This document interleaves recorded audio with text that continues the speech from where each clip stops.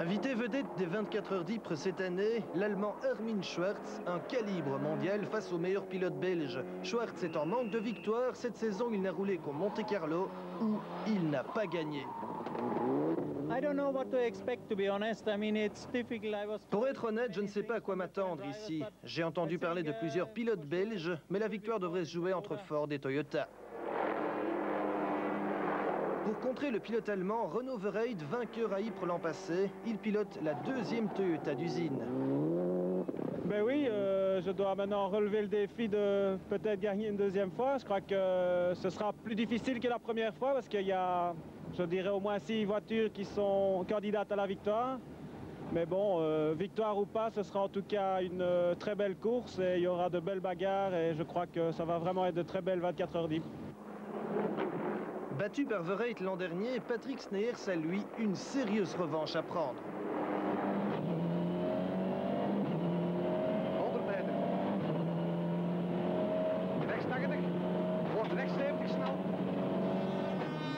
Sneyers est l'atout numéro 1 des Ford.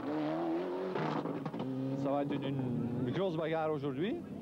Et je pense aujourd'hui, si on peut suivre le rythme, c'est déjà pas mal. En tête du championnat de Belgique inter devant Sneyers, Grégoire de Mévus doit absolument devancer son rival qui, paradoxe, est aussi son favori. Je crois qu'évidemment le favori, c'est par rapport au nombre de victoires qu'il a déjà eu. Je crois que Patrick est favori.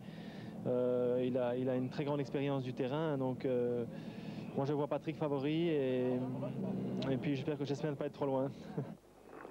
Surprise, excellente surprise, Marc Duet est de retour en rallye belge pour un one-shot au volant d'une Ford Escort Cosworth préparée chez Gérard Magnette. Lily Genten comme copilote. Bonne nouvelle, hein, elle me porte bonheur et alors il n'y a pas de raison de changer. Et Lily a fait beaucoup d'efforts pour qu'on réunisse le budget pour faire ce rallye. Donc grâce à elle, je suis aussi au départ du rallye ici. Face à ces ténors, une Renault Kit Car, 2 remotrices de choc, la Maxi Mégane de Bernard Münster, 2 Ford Escort Cosworth de pointe aux mains des Européens Enrique Bertone et Dieter Depping. Et enfin, un joker, Freddy Loax, au volant de la 3e Toyota d'usine.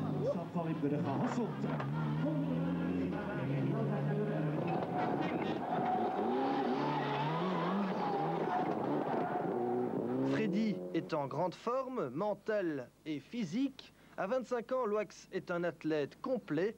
Il a même reconnu la spéciale du Kemmelberg à vélo.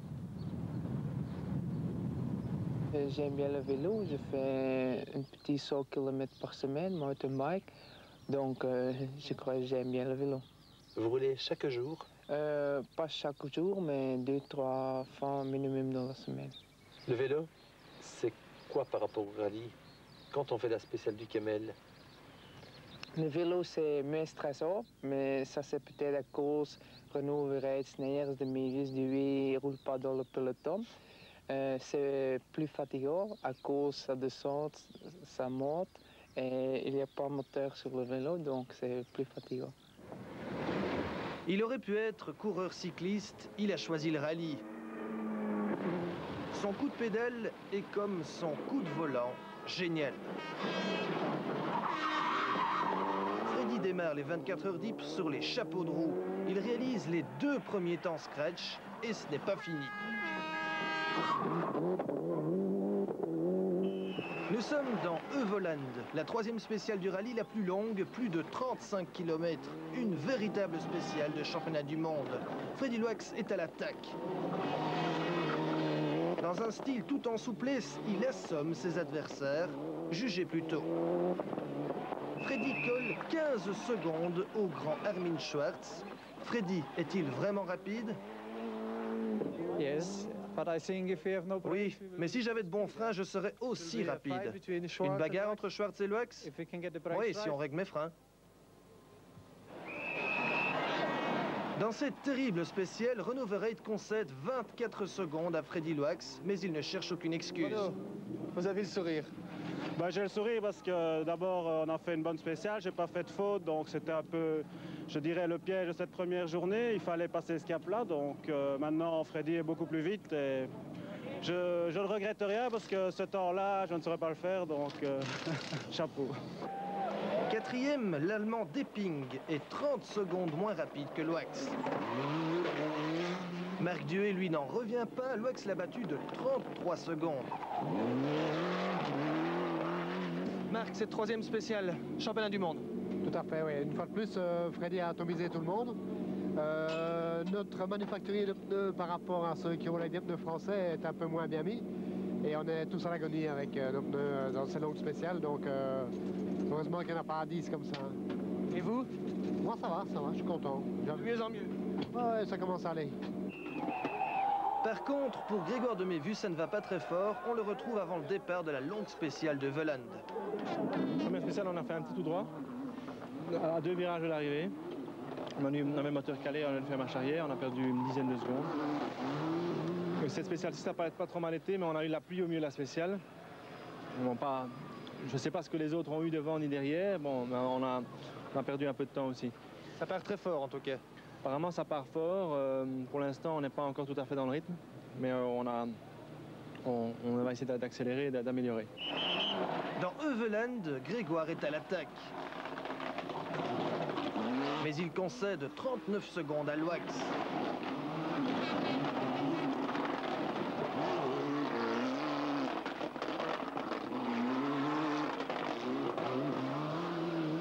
En pleine spéciale, il est perturbé par des problèmes moteurs. Une spéciale plus loin, il passe au ralenti, surchauffe moteur, il doit abandonner. Le moteur est resté à 120 degrés pendant 6-7 km, donc bon, je suppose qu'il y a des dégâts trop importants et donc on ne peut pas continuer. Les pilotes Ford ne sont pas à la fête. Le champion d'Europe Enrico Bertone se laisse piéger par le parcours. Il abandonne. Patrick Sneyers, lui, est méconnaissable. Sur les 35 km de la spéciale de Veland, Patrick concède 46 secondes à Freddy Loax. Il n'avance pas. À l'assistance, après la spéciale, Patrick n'a guère le sourire. Alors cette troisième spéciale la plus longue. Non, le moteur ne va pas, il y a un problème et il ne trouve pas le problème. Vous ne pouvez pas donner le meilleur de vous-même? Bah, ça le donne, mais si la voiture ne veut pas suivre, c'est pas normal qu'ici je perds 45 secondes, même sur un Loax qui va super bien. Mais sur les autres aussi, je perds trop. La voiture n'avance pas. Quel genre de problème? Moteur? Demande aux ingénieurs, moi je ne sais rien. Elle n'avance pas, c'est tout. Le courroux de Patrick Sneyers contraste avec l'aisance et la décontraction de Freddy Loax. On a fait un très beau spécial, on n'a pas fait de faute. On n'a pas attaqué trop fort pour garder le pneu et on voit le résultat. Vous n'avez pas attaqué trop fort? Non. C'est terrible ça. Oui, mais on roule très propre, on n'aimerait pas faire une faute et le rallye est très long et on veut terminer le rallye. Bernard Münster a lui aussi le sourire. Incontestable leader des deux roues motrices, Bernard réalise une très bonne première journée.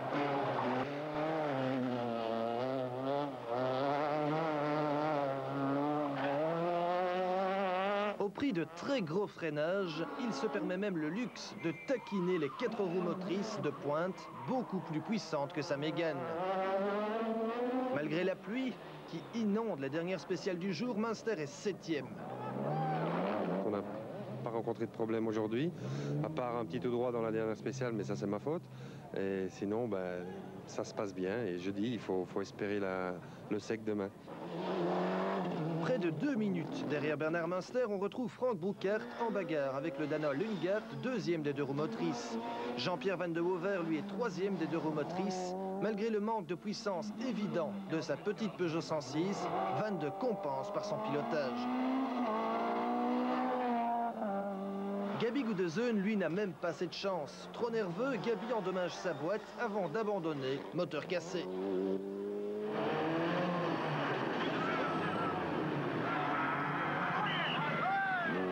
En groupe N, Pascal Smets joue son Freddy Loax, traduction, il est intouchable.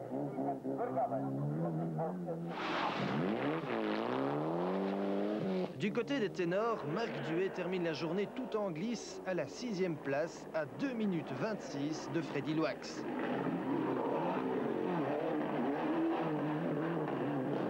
Je pense que si je veux battre Freddy Loax, il faudrait que le rallye se termine jeudi prochain et qu'à partir de lundi, on le mette en pneu de neige, clouté.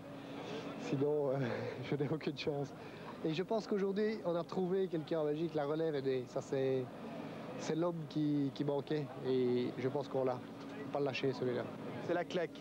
Voilà, c'est la claque, c'est bien. C'est ce qu'on mérite et c'est de donner d'une belle manière et je pense qu'il faut l'aider, celui-là. Ça, c'est l'homme qui va ramener des podiums et des victoires dans le monde entier s'il est bien aidé, s'il est bien suivi. 5e, 23 secondes devant Marc Duet, Patrick Sneyers ne s'attendait pas à une journée aussi difficile. S'il veut remonter, il n'a plus vraiment le choix. Moi, je dois attaquer absolument pour remonter les autres. Et à ce moment-là, je dois prendre quelques petits risques, bien sûr. 4e, sans prendre trop de risques, à égalité de temps avec Sneyers, Renaud Verreit a perdu près d'1 minute en roulant 2 spéciales en pneus slick sur la pluie. Je me suis fait à l'idée que Freddy il est inabordable. Franchement, je ne saurais pas aller aussi vite. Donc non, je crois que l'objectif c'est un doublé Toyota. Je crois que ce serait extraordinaire. 3e, et c'est une surprise, l'Allemand Dieter Depping a réalisé un temps scratch à égalité avec Loax.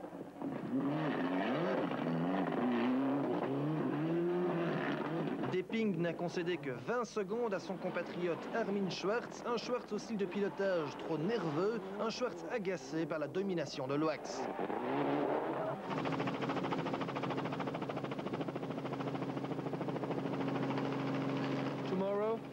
Demain, vous pouvez battre Loax. Pourquoi est-ce que vous me posez tout le temps cette question? Il a 1,19 d'avance, c'est une confortable avance pour demain. Si on résout nos problèmes de frein, on pourra peut-être revenir sur lui, mais il a beaucoup d'avance. Freddy Loax réalise tous les temps scratch de cette première journée. On le savait vite, mais pas à ce point. Et le pire, c'est qu'il n'a pas l'impression d'attaquer.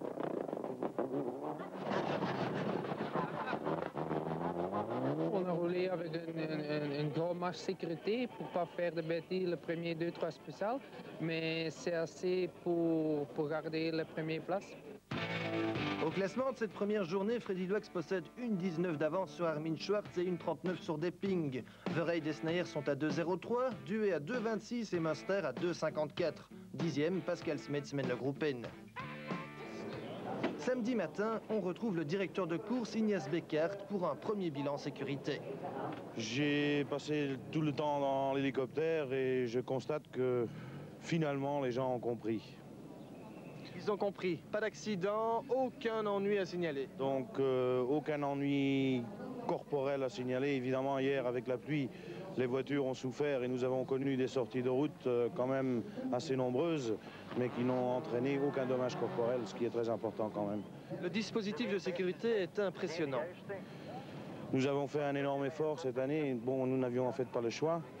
À mon avis, je crois que nous avons surtout fait des efforts de coordination parce que l'investissement sur sécurité était déjà fait depuis des années en fait. Mais c'est qu'au niveau de l'organisation, on a surtout peaufiné. On a passé énormément de temps à entraîner les gens à se comporter correctement en tant que steward ou commissaire sécurité. Et je crois que ça porte ses fruits. Les pilotes peuvent donc s'élancer pour la boucle finale en toute sécurité. Bon, j'ai pris quand même avis chez certains pilotes et ils m'ont vraiment affirmé que c'est la première fois qu'ils roulent de cette façon en Belgique en fait. À Ypres, Yann Peters, secrétaire d'État à la sécurité, était présent. Il est même devenu Responsible Rally Supporter. Bienvenue à Ypres. C'est la première fois que vous assistez à une épreuve automobile routière? Oui, c'est vrai, c'est la première fois que je vois un rallye, mais ce n'est pas la première fois que je vois Ypres. Pour vous, c'est important que le rallye continue? Oui, c'était... Je parle à l'homme, hein, je ne parle pas aux politiques. Non, mais c'était aussi mon objectif. Je n'ai jamais dit que je vais interdire les rallyes. Mon objectif est de laisser le sport, mais dans les conditions les plus sûres, les plus souples aussi, les plus agréables aussi pour l'environnement, pour les gens qui habitent le parcours. Notre circulaire sur les mesures de sécurité est bien suivi ici à Ypres. On a bien investi dans la sécurité. On a pris des mesures supplémentaires par rapport à les années précédentes. Donc j'ai l'impression qu'on va dans la bonne direction. Ce n'est pas encore parfait. Il reste encore quelques points à discuter avec les organisateurs. On quitte notre secrétaire d'État et on retrouve la première spéciale du deuxième jour où les 3 Toyota réalisent le meilleur temps chrono à égalité. Ensuite, Freddy Loax met tout le monde d'accord en signant 7 scratchs d'affilée.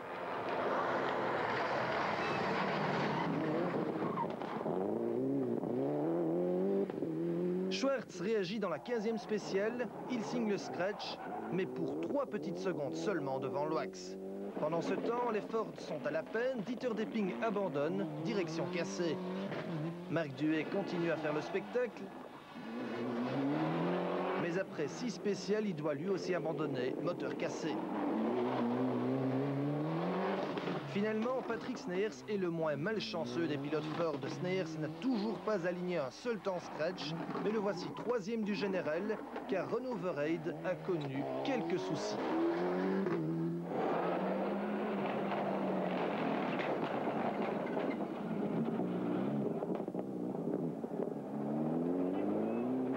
Des soucis qui ne l'empêchent pas de toujours mettre sa Toyota en travers à l'accélération. Eh bien, nous avons heurté une espèce de gros bloc en béton, pas en béton, en plastique. Et la voiture est partie sur 2 roues. On aurait pu la remettre sur les 4 roues, mais il y avait un poteau, alors il fallait choisir. Ou le poteau, ou laisser partir la voiture. Alors la voiture est atterrie sur le toit. Et à ce moment-là, avec les étincelles, justement, du côté du réservoir, mais ça a pris feu tout de suite. Les commissaires ont fait un excellent boulot. Absolument, oui. Dans les 5 secondes qui ont suivi, les commissaires étaient là avec les extincteurs et ça a été rapidement éteint. Renaud et Jean Manu repartent de plus belle, signent les 2 derniers temps scratch et terminent 4e.